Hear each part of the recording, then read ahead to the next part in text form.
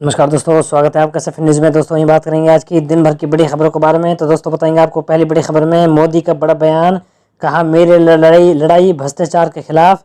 मैं डंके की चोट पर कहता हूं, जब तक मोदी जिंदा है धर्म के आधार पर आरक्षण नहीं होगा। वहीं दोस्तों दूसरी बड़ी खबर में आपको बताएंगे कि ईडी ने केजरीवाल को घेरा, कहा केजरीवाल की जमानत पर एससी बोला विशेष छूट नहीं दी। ईडी ने कहा वो भाषण दे रहे हैं, वोट मिला तो जेल नहीं जाएंगे, कोर्ट ने दलील खारिज की।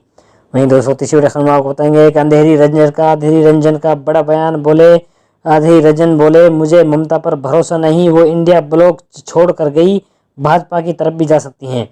वहीं दोस्तों चौथी बड़ी खबर में आपको बताएंगे कि लोकसभा चुनाव पहले 4 चरणों में करीब 67% मतदान, अब तक 45 करोड़ लोगों ने वोट डाला, 543 में से 380 सीटों पर चुनाव पूरा। वहीं दोस्तों पांचवी बड़ी खबर में आपको बताएंगे कि हरियाणा की पूर्व एमएलए बोली खट्टर की गर्दन में सरिया, उन्होंने बीजेपी गुटबाजी की, जिसकी शिकार अनिल विज समेत 8 नेता हुए।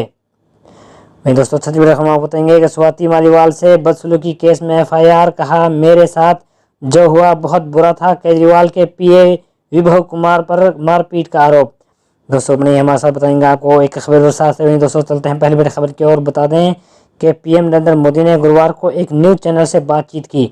मोदी ने कहा कि भारत की सुप्रीम कोर्ट ने लगभग 2 दर्जन बार कहा कि इस देश में यूडब्ल्यूसी लाओ, हमें छोटे नैरेटिव से बचना चाहिए। इस देश में सबसे पहले संविधान के साथ खिलवाड़ पंडित नेहरू ने किया। उन्होंने संविधान में जो अमेंडमेंट लाए वो फ्रीडम ऑफ स्पीच को रोकने के लिए थे, जो लोकतंत्र के खिलाफ था, संविधान के भी खिलाफ था। दूसरे अमेंडमेंट उनकी बेटी लाई, उन्होंने कोर्ट के जजमेंट को उलट दिया। जब देश में आंदोलन चला तो उन्होंने इमरजेंसी लगा दी। इसके बाद उनके बेटे आए, शाहबानू का जजमेंट आया, उन्होंने सुप्रीम कोर्ट के जजमेंट को उलट दिया। धर्म के आधार पर आरक्षण पर मोदी ने कहा जब तक मोदी जिंदा है तब तक धर्म के आधार पर आरक्षण नहीं होगा। वहीं दोस्तों अगली बड़ी खबर की ओर बता दें कि दिल्ली शराब नीति मामले में ईडी की गिरफ्तारी के विरोध में सीएम अरविंद केजरीवाल की याचिका पर सुप्रीम कोर्ट ने गुरुवार 16 मई को सुनवाई की। कोर्ट ने केजरीवाल को जमानत देने पर कहा कि उन्हें कोई विशेष छूट नहीं दी गई है।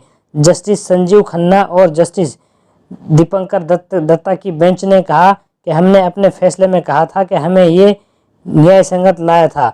हालांकि कोर्ट ने यह भी कहा कि इस फैसले की आलोचनात्मक समीक्षा का हम स्वागत करते हैं।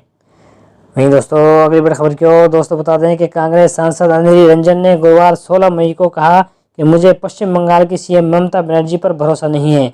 वो इंडिया गठबंधन ब्लॉक छोड़कर भाग गई, वो आगे भी गठबंधन छोड़कर जा सकती हैं। दरअसल ममता ने बुधवार 15 मई को कहा था कि लोकसभा चुनाव के बाद अगर इंडिया सत्ता में आता है तो वो उसे बाहर से हर तरह का समर्थन देगी। ममता ने ये भी कहा कि साफ किया कि उन्हें ये समर्थन बंगाल कांग्रेस के लिए नहीं बल्कि दिल्ली में बनने वाली गठबंधन की सरकार का रहेगा। वहीं दोस्तों अगली बड़ी खबर की ओर दोस्तों बता दें कि लोकसभा चुनाव के पहले 4 चरणों में औसत 66% 95% मतदान हुआ। अब तक 97 करोड़ में से 45 करोड़ वोटर्स ने मतदान किया। चुनाव आयोग ने ये जानकारी गुरुवार 16 मई को दी। आयोग के मुताबिक 13 मई को हुए चौथे चरण के मतदान में 70% वोटिंग हुई। ये 2019 के लोकसभा चुनाव में इसी चौथे चरण की तुलना में 3.5% ज़्यादा है। चुनाव के तीसरे चरण में 65% मतदान हुआ, जबकि 2019 के चुनाव के तीसरे चरण में 67% मतदान हुआ था। वहीं दोस्तों अगली बड़ी खबर की ओर दोस्तों बता दें कि हरियाणा में 2 दिन पहले पानीपत से पूर्व विधायक रोहिता रेवाड़ी ने भाजपा को अलविदा कहकर कांग्रेस ज्वाइन कर ली।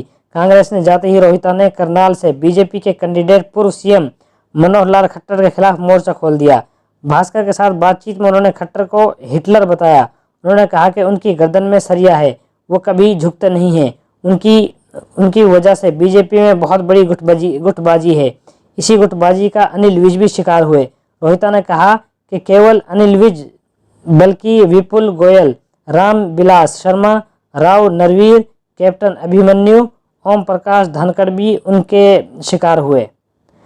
वहीं दोस्तों अगली बड़ी खबर की ओर दोस्तों बता दें कि आप सांसद स्वाति मालीवाल से सीएम आवास पर बदसलूकी के मामले में दिल्ली पुलिस ने गुरुवार देर रात एफआईआर दर्ज की। इसमें दिल्ली के सीएम अरविंद केजरीवाल के निजी सचिव पीए विभव कुमार का नाम है।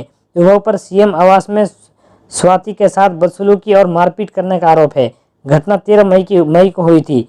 उसके 3 दिन बाद आज सुबह दिल्ली पुलिस की एक टीम स्वाति के घर पहुंची और उनका बयान दर्ज किया।